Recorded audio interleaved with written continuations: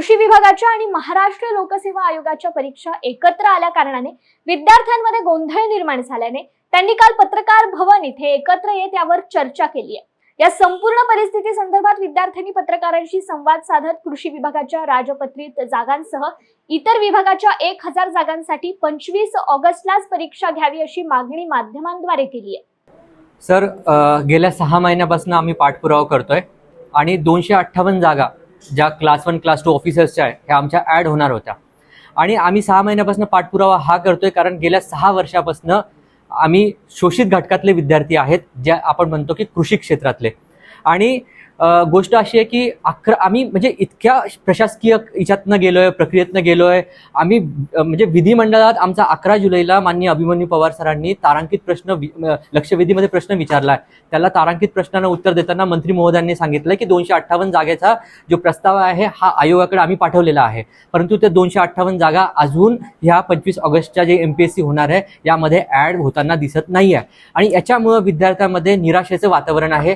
खरं सांगायचं झालं तर आयोगाच्या भरपूर साऱ्या तारखा ह्या आमच्या कृषीच्या एक्झामच्या याला ओव्हरलॅप होताना आम्हाला दिसतात। जसं की 18 ऑगस्टला समाज कल्याणची एक्झाम झाली, त्याच दिवशी IBPS ची एक्झाम झाली। 25 ऑगस्टला MPSC ची एक्झाम होणार आहे, त्याच दिवशी IBPS ची एक्झाम होणार आहे आणि IBPS चं कॅलेंडर हे जानेवारी महिन्यात रिलीज झालेलं आहे।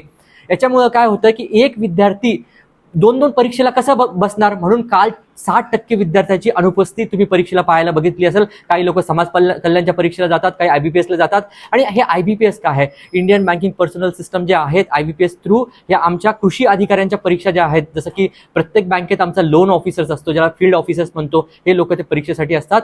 आता एवढी दशा वाईट आहे आमच्या लोकांची की गेल्या 6 वर्षापासून ॲड नसताना 21-22 ला ॲड त्यांची नियुक्ती नाही, म्हणून प्रत्येक परीक्षेला आमचे 1.5 ते 2 लाख पोरं बसतात। 15 ते 20 हजार पोरं प्रायव्हेट कॉलेज आणि गव्हर्नमेंट कॉलेजचे पास आउट होतात। तर हे असं असताना शासन याला गांभीर्याने घेत नाही, कारण आम्ही प्रत्येकाचे दारं ठोठावलेत।